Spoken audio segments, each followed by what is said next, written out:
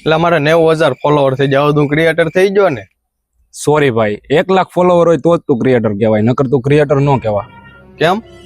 તો તું ગાજર મૂળા કહેવાય, તારું સન્માન ન થાય, સંભાર બનીને ખવાઈ જાય. અને વ્યૂ આવવા પડે પાછા 5-5 લાખ, 2-2 લાખ, 1-1 લાખ ઉપર વ્યૂ તો હોવા જ જોઈએ.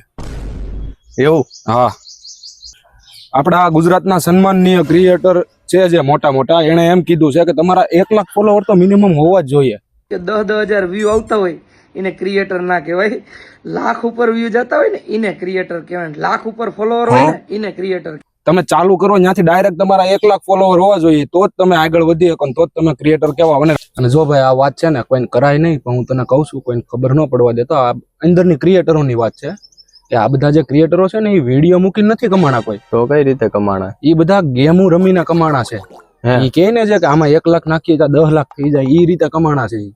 પ્રમોશન માં નથી કમાતા, એ તો સેવા જ કરે છે પ્રમોશન કરીને. એ બધા રમી રમીને કમાણા. બાકી વિડીયો 400-500 વિડીયો મૂકા, એ બધા તો શો ના જ છે. હાવ એવું છે એમ ને? હા, તમારે ક્રિએટર બનવું હોય તો કરવાનું શું? તો તારે એક એવો માણસ ગોતવાનો કે જે તને ડાયરેક્ટ 1 લાખ ફોલોવર વાળી આઈડી આપી દે, તો તું ક્રિએટર બની જાય.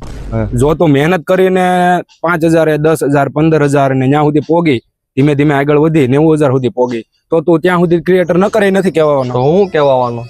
ત્યાં સુધી તું ગાજર મૂળા જ કહેવાય. મેં કીધું એમ આગળ સંભાર થાય તારો.